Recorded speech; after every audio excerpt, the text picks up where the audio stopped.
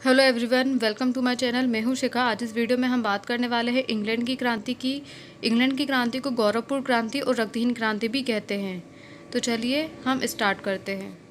England की क्रांति, तो हम यहाँ पे देखेंगे इंग्लैंड की क्रांति को संक्षेप में, शॉर्ट स्टोरी में इसको देखेंगे। इंग्लैंड की क्रांति कब हुई थी? इंग्लैंड की क्रांति हुई थी 1688 में। 1688 में इंग्लैंड की क्रांति हुई थी और इसको गौरवपूर्ण क्रांति और रक्तहीन क्रांति इसलिए कहा जाता है क्योंकि ये क्रांति बिना किसी लड़ाई झगड़े और बिना किसी रक्त बहे, बिना रक्त की एक बूंद बहे ये क्रांति पूरी हो गई थी। मतलब इस क्रांति में ऐसा था कि इसको जो लक्ष्य जो इसको हासिल करना था वो इसने बिना रक्त बहाए ही हासिल कर लिया था। तो इससे इसलिए इसको क्या बोलते हैं? रक्तहीन क्रांति बोलते हैं और गौरवपूर्ण क्रांति कहा जाता है। ठीक है, तो हम देखते हैं कि ये स्टोरी क्या थी। होता क्या है, 1685 में चार्ल्स द्वितीय की मृत्यु हो जाती है। ठीक है, इंग्लैंड का शासक 1685 तक कौन था? चार्ल्स द्वितीय था। तो 1685 में चार्ल्स द्वितीय की हो जाती है मृत्यु। तो चार्ल्स द्वितीय का छोटा भाई जेम्स द्वितीय, चार्ल्स द्वितीय का जो छोटा भाई था जेम्स द्वितीय, वो राजा बनता है। ठीक है, वो क्या बनता है? वो राजा बनता है। कौन बनता है राजा? जेम्स द्वितीय इंग्लैंड का शासक बनता है। फिर क्या होता है? जेम्स द्वितीय जो था, और यहाँ पे क्या होता है, इंग्लैंड में इंग्लैंड में ज़्यादातर दो धर्म को मानने वाले लोग थे। ठीक है, इंग्लैंड में एक थे कैथोलिक धर्म के अनुयायी और दूसरे थे प्रोटेस्टेंट धर्म के अनुयायी। तो एक तो थे कैथोलिक और एक थे प्रोटेस्टेंट धर्म के अनुयायी। तो जेम्स द्वितीय जो था वो कट्टर कैथोलिक था। वो क्या था? कट्टर कैथोलिक था। ठीक है, जेम्स द्वितीय की दो वाइफ थी। जेम्स द्वितीय की कितनी वाइफ थी? दो वाइफ थी। उसकी जो पहली पत्नी थी वो प्रोटेस्टेंट धर्म के अनुयायी थी। ठीक है, और उसकी जो सेकंड वाइफ थी वो कैथोलिक धर्म के अनुयायी थी। समझ आई इतनी कहानी? जेम्स द्वितीय 1685 में इंग्लैंड का राजा बनता है। जेम्स द्वितीय की दो वाइफ है। एक वाइफ जो है, फर्स्ट वाइफ जो थी उसकी वो प्रोटेस्टेंट धर्म की अनुयायी थी और जो सेकंड वाइफ थी वो कैथोलिक धर्म की अनुयायी थी। और जेम्स द्वितीय जो है वो कौन? कट्टर कैथोलिक है। ठीक है, इतनी कहानी क्लियर हुई। फिर प्रोटेस्टेंट धर्म की जो रानी थी उससे जेम्स द्वितीय को एक लड़की होती है। ठीक है, उसकी एक लड़की है। फिर होता क्या है यहाँ पे, क्रांति के लिए जेम्स द्वितीय ने खुद वातावरण तैयार किया था। क्रांति के लिए जो यहाँ इंग्लैंड की जो क्रांति हुई है उसके लिए जेम्स द्वितीय खुद जिम्मेदार था। खुद ने ही ये वातावरण क्रिएट किया था। ठीक है, तो उसके कार्यों से लोगों को विश्वास हो गया था कि राजा जो है स्वेच्छाचारी शासन करना चाहता है। उसने कुछ ऐसे कार्य किए थे जिससे लोगों को ये विश्वास हो गया था कि राजा जो है वो स्वेच्छाचारी शासन करना चाहता है। वह रोमन कैथोलिक चर्च की शक्तियों को बढ़ाना चाहता था तथा वह कैथोलिकों को राज्य के महत्वपूर्ण पदों पर नियुक्त करना चाहता था। देखो वहाँ पे होता क्या था, राजा जो था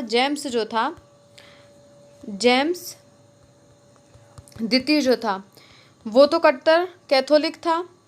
ठीक है, और जो जनता जो थी इंग्लैंड की जनता थी वो प्रोटेस्टेंट धर्म के अनुयायी थी। इंग्लैंड की ज़्यादातर जनता कौन से धर्म के अनुयायी थी? प्रोटेस्टेंट धर्म के अनुयायी थे। और जबकि वहाँ का राजा कौन से धर्म को मानता था? कैथोलिक धर्म को मानता था। तो कहानी बस इतनी है। ये लोग जनता जो है वो प्रोटेस्टेंट धर्म को ज़्यादा समर्थक थी और जेम्स जो द्वितीय था वो कैथोलिक धर्म का ज़्यादा समर्थक था। ठीक है, तो कहानी यही चलती यहाँ पे। तो होता क्या है, वह रोमन कैथोलिक चर्च की शक्ति को बढ़ाना चाहता था। राजा, अब देखो जब वो राजा है तो वो खुद जो चाहेगा वो उसी तरीके से कार्य करेगा, वो ये सोचता था। तो वो ज़्यादातर कैथोलिकों को सपोर्ट करता था। तो वो कैथोलिकों की जो शक्ति है उनको बढ़ाना चाहता था और जो विभिन्न जो पद होते हैं, राज्य के विभिन्न जो पद होते हैं उन पर भी वो कैथोलिकों की नियुक्ति ही करना चाहता था। इतना क्लियर हुआ? फिर दिया है वह किसी भी कानून को स्थगित करने के अधिकार द्वारा अपनी सत्ता को सर्वोपरि बनाना चाहता था। वो क्या मतलब वो ये चाहता था कि मैं को कभी भी कोई सा भी कानून लागू कर सकता हूँ, कभी भी कोई सा कानून स्थगित कर सकता हूँ। तो इस जरिए इस तरीके से वो काम करना चाहता था और वह अपनी सत्ता को सर्वोपरि बनाना चाहता था। वह टेस्ट एक्ट को समाप्त करना चाहता था, इसलिए उसने न्यायालय में भी अपने समर्थकों को रखा। देखो टेस्ट एक्ट होता क्या था, इंग्लैंड में एक एक्ट के इंग्लैंड में टेस्ट एक्ट के अनुसार क्या होता था, जो भी सरकारी दफ्तर वगैरह होते थे वहाँ पे प्रोटेस्टेंट धर्म के अनुयायियों को नियुक्त किया जाता था। ठीक है, वहाँ पे प्रोटेस्टेंट धर्म के अनुयायियों को नियुक्त किया जाता था, वहाँ पे कैथोलिक धर्म के अनुयायियों को नियुक्त नहीं किया जाता था।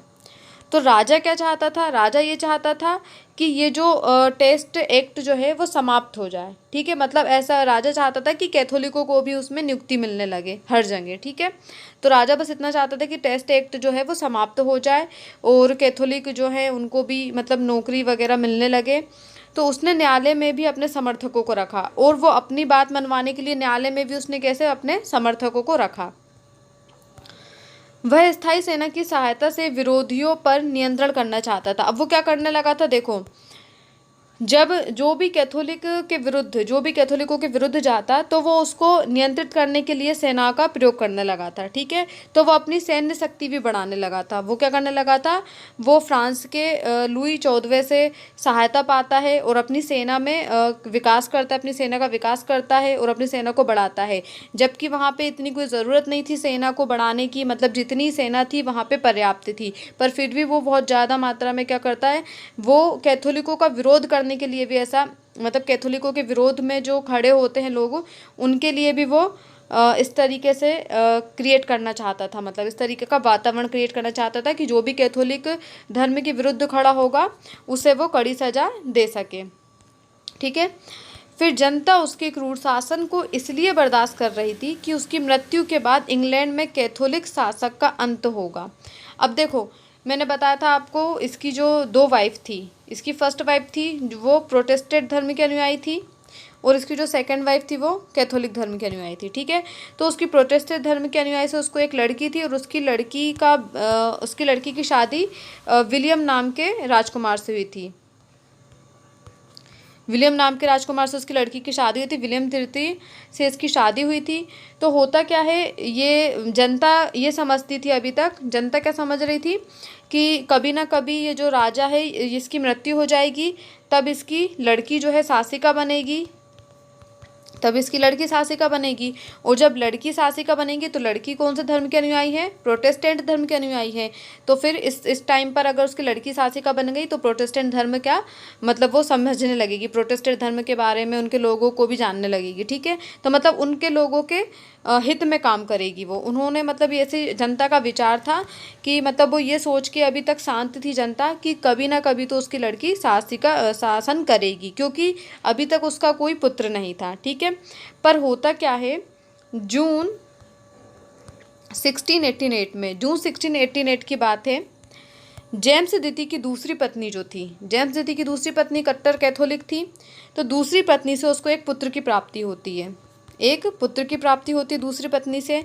अब जैसे ही अब क्या होता है, जेम्स द्वितीय की दूसरी कैथोलिक पत्नी से एक पुत्र प्राप्त होता है उसे। ठीक है, पुत्र के जन्म से इंग्लैंड की क्रांति और भी अधिक बढ़ जाती है। पुत्र के जन्म से, अब देखो अब लोगों में अभी तक ये था कि भाई इसके मरने के बाद इसकी लड़की शासिका बनेगी, पर फिर क्या होता है, इसके घर में पुत्र का जन्म होता है। तो उनके मतलब जब पुत्र का जन्म होता है तो जनता को क्या लगने लगता है कि अब ये लड़के का जो पालन पोषण है ये कैथोलिक धर्म के अकॉर्डिंग होगा, और उसकी माँ भी क्योंकि कैथोलिक थी तो उनको पता था कि मतलब उसी के धर्म के अकॉर्डिंग वो शिक्षा ग्रहण करेगा। तो ये लोगों को थोड़ा इस चीज़ का डर था, तो लोगों को विश्वास हो गया था कि उसका पुत्र भी उसी की तरह शासन करेगा। इस आशंका से लोग भयभीत हो गए थे, वे क्रांति द्वारा कैथोलिक शासन के अंत का प्रयास करने लगे थे। ठीक है, तो वो इस चीज़ से वो भयभीत हो गए, मतलब ये आशंका से वो भयभीत हो गए कि उसका पुत्र भी उसी की तरह काम करेगा। तो ये आशंका से वो भयभीत होकर क्रांति द्वारा कैथोलिक शासन के अंत का प्रयास करने लगे। और प्रतिकूल परिस्थितियों के कारण जेम्स द्वितीय को गद्दी छोड़कर जाना पड़ा। फिर उन्होंने क्या, प्रतिकूल परिस्थिति, कुछ ऐसी परिस्थितियाँ क्रिएट हो गई थी कि जेम्स द्वितीय को जो है गद्दी छोड़कर वहाँ से जाना पड़ा। फिर क्या करते वो लोग, जेम्स द्वितीय के दामाद विलियम तृतीय, जेम्स द्वितीय का जो दामाद है उसको विलियम तृतीय और उसकी बेटी मैरी को इंग्लैंड बुलवाते हैं और इंग्लैंड का सम्राट और सम्राज्ञी घोषित किया जाता है। ठीक है, मतलब क्या, जेम्स द्वितीय के जो फर्स्ट जो लड़की थी, उसकी पहली पत्नी से जो लड़की थी उसको शासिका बना दिया जाता है और उसके जो जेम्स विलियम का जो जेम्स द्वितीय का जो दामाद था उसको सम्राट बना दिया जाता है। ठीक है, फिर क्या होता है, अधिकारों का घोषणा पत्र तैयार किया गया। अधिकारों का घोषणा पत्र तैयार किया गया। जेम्स द्वितीय के सभी कार्यों को अवैध घोषित किया गया और जेम्स द्वितीय ने अभी तक जितने भी कार्य किए थे उनको सब अवैध घोषित कर दिया गया। प्रजा तथा संसद के अधिकारों की पुष्टि की गई और यहाँ पे प्रजा और संसद के अधिकारों की पुष्टि की गई। तो इस तरीके से बिना रक्तपात बहाए ये क्रांति सफल हुई। इन्होंने जो लक्ष्य अपना बनाया था प्रोटेस्टेंट धर्म को बचाने का, उन्होंने वो बचा लिया। और जो उन्होंने ये क्या चाहते थे कि राजा का जो शासन है उसमें थोड़ा अंकुश लगे और संसद को उसके उचित अधिकार मिले। तो इस प्रकार से क्या होती ये क्रांति चलती है। ठीक है, तो इसमें क्या हुआ था, तो इस प्रकार से ये क्रांति हुई, मतलब बिना किसी रक्तपात बहे ये क्रांति कंप्लीट हुई, इसलिए इसे रक्तहीन क्रांति कहा जाता है। और गौरवपूर्ण क्रांति क्योंकि इसमें बिल्कुल बिना लड़ाई झगड़े के ही सारे मैटर क्लियर हो गए थे। ठीक है, तो ये थी हमारी इंग्लैंड की क्रांति।